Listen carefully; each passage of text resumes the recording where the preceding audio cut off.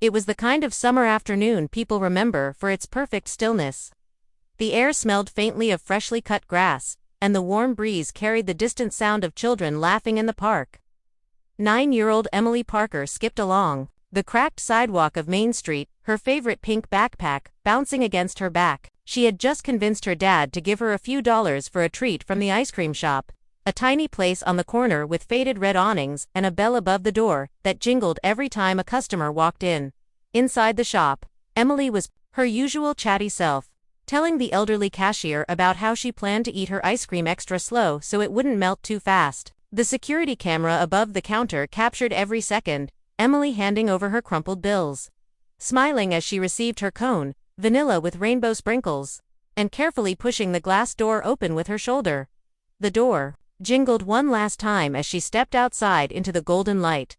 The footage showed her pausing just outside, licking the top of the ice cream, and glancing both ways before crossing the street. Cars passed lazily by, and somewhere in the background, a lawnmower buzzed. She looked completely safe, completely ordinary, just another kid enjoying a summer day. What no one realized at that moment was that they were watching her last known movements in public.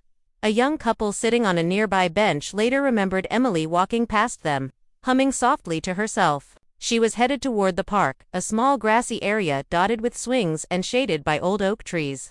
It was a familiar walk she'd made dozens of times before, the kind of route her father never worried about. But that day, something was different. Someone else was watching her. The camera's time stamp read 2:37 p.m. when Emily stepped off the curb and disappeared from view. Less than 5 minutes later, when her father stopped by the park to meet her, she was gone. No one had seen her enter the swings. No one had seen her sit on the benches. And no one had seen where she went after crossing that quiet street, as if the summer air itself had swallowed her whole.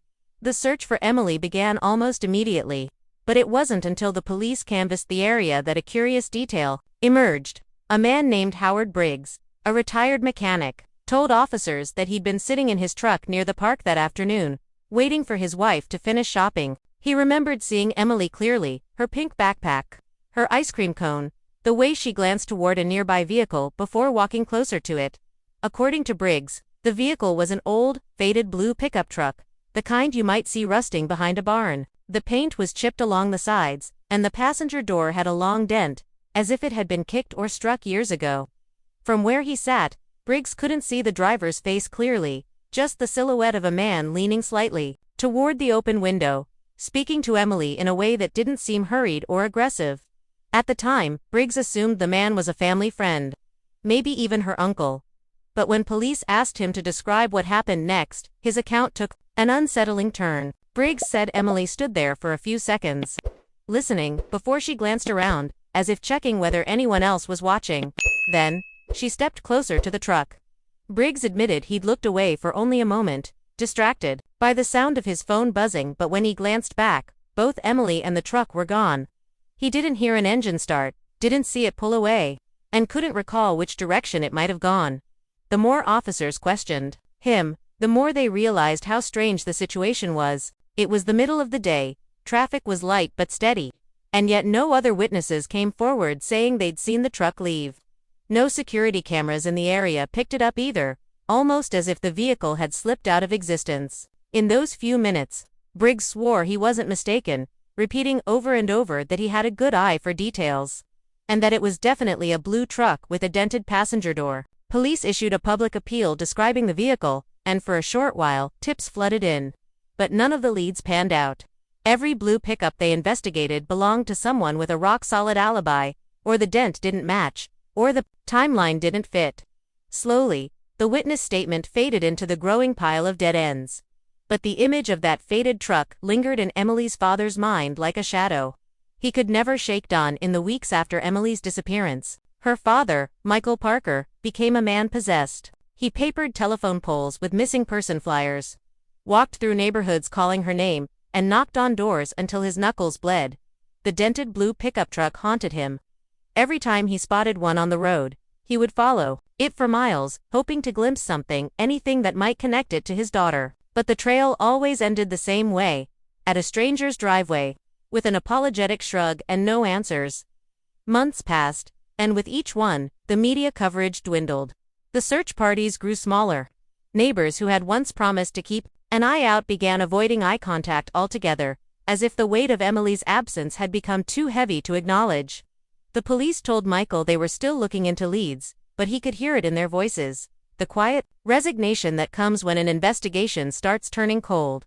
Still, Michael refused to stop. He started keeping a notebook, filling it with names, dates, and scraps of information from anyone who claimed to have seen a girl resembling Emily.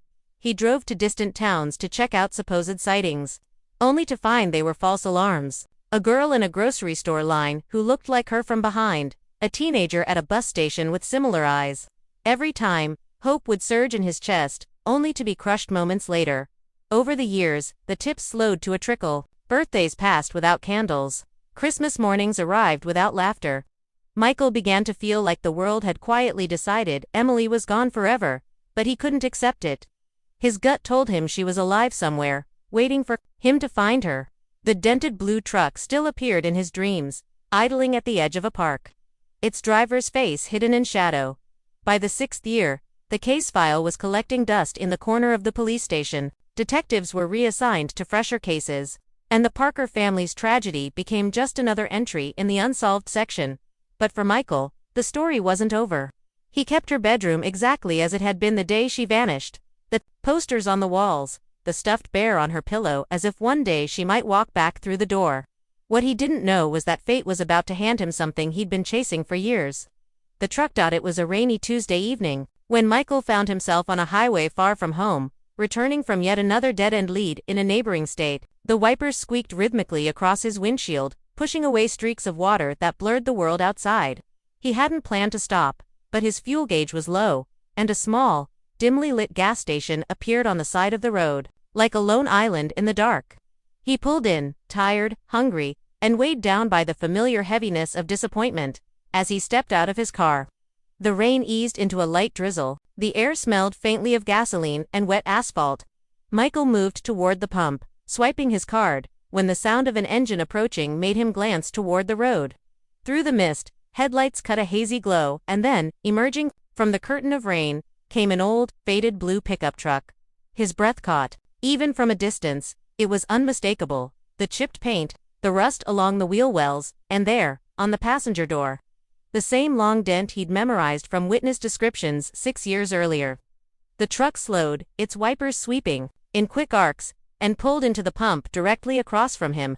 The driver stayed inside for a moment, the engine idling low, the glass too fogged and streaked for Michael to see clearly. Michael's hands trembled as he gripped the gas nozzle. He told himself it couldn't be the same one. There must be hundreds of old blue trucks in the state. But deep down, something primal and certain surged through him.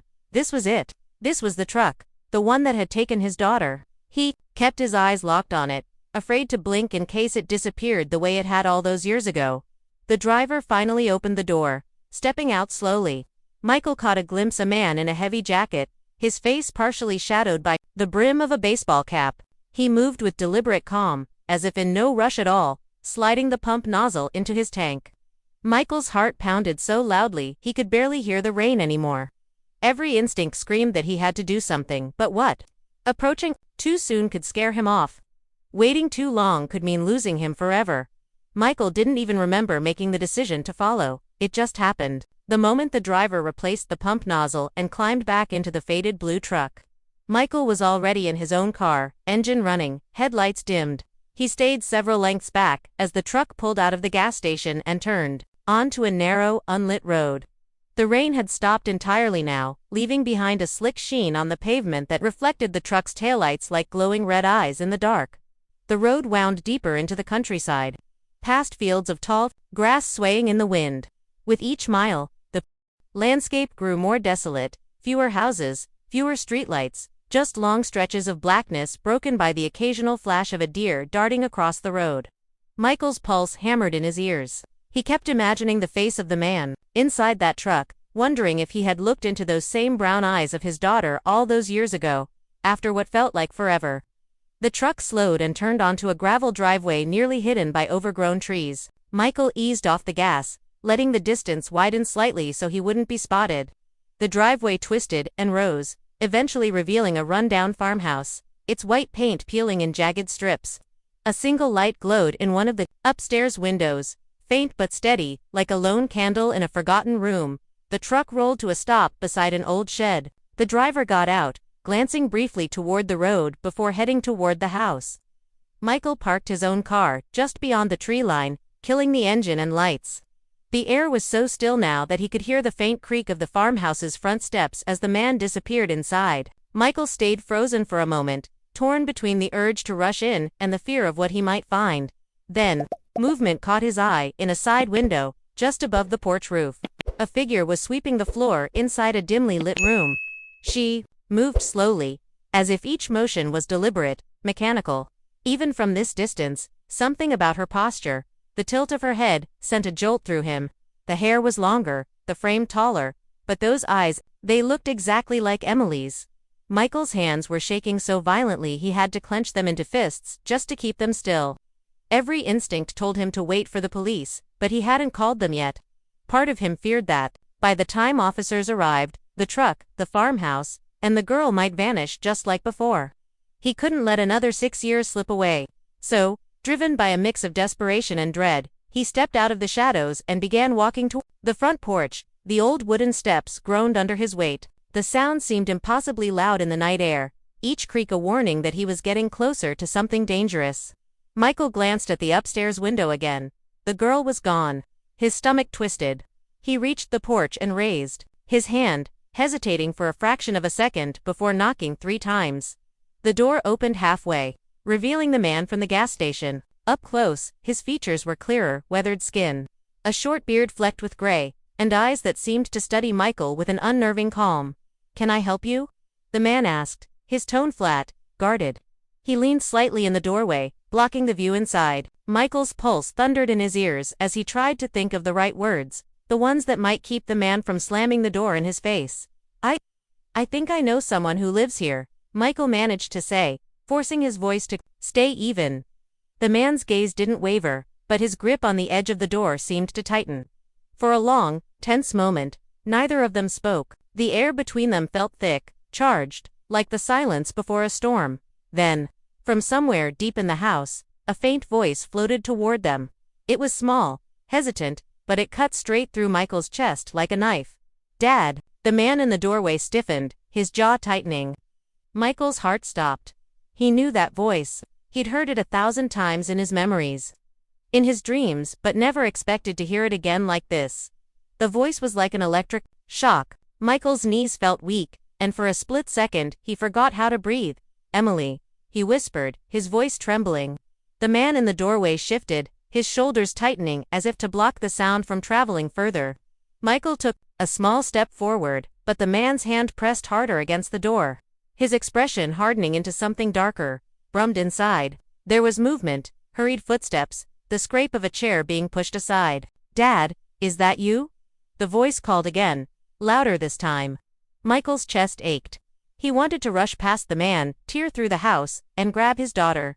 But he could see the tension in the man's posture, the way one hand was hidden behind the door. For all Michael knew, the man could be armed. He forced himself to stay still, every muscle tight like a coiled spring. Somewhere in the distance, the faint sound of sirens began to cut through the quiet night. The man's eyes darted toward the noise, and Michael realized in that instant that he hadn't even remembered calling the police, but he must have.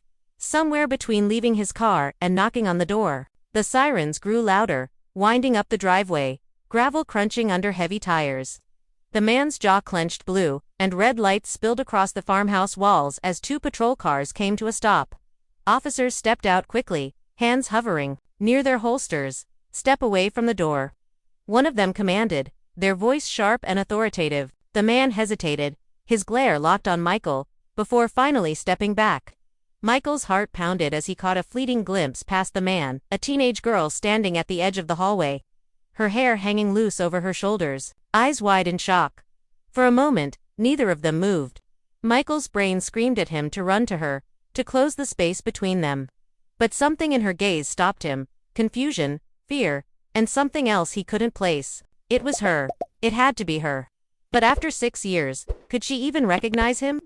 The officers surged forward, and the night erupted into a blur of shouts, heavy footsteps, and the sharp click of metal handcuffs as the man was led away in handcuffs. Michael stepped into the hallway, his eyes never leaving the girl. "Emily," he said softly, his voice breaking. For a heartbeat, she just stared at him, then, as if something deep inside finally broke free, she dropped the broom she had been holding and ran straight into his arms. The weight of 6 years vanished in that single moment, replaced by the overwhelming reality that she was alive, breathing, and home. In the days that followed, Michael learned fragments of what had happened, enough to know that Emily had been taken that day by a stranger she'd never met before. She had been moved from place to place, kept out of sight, her world shrinking to a handful of rooms and whispered instructions. But many questions remained unanswered, and Emily's memories of those early days were hazy, almost as if someone had tried to erase them. The faded blue truck was impounded as evidence, its dented passenger door now a symbol of both terror and hope. Michael knew the road ahead would not be easy. There would be therapy, court hearings, and the slow, painful work of piecing together lost years. But as he sat beside his daughter that first night, watching her fall asleep in her own bed, he realized something important. They had beaten the darkness once, and together, they could do it again. Still, sometimes, late at night, Michael found himself glancing out the window toward the empty road beyond their home. And every so often, he swore he could hear the faint rumble of an engine, as if somewhere out there, in the dark, the shadow of that day still lingered.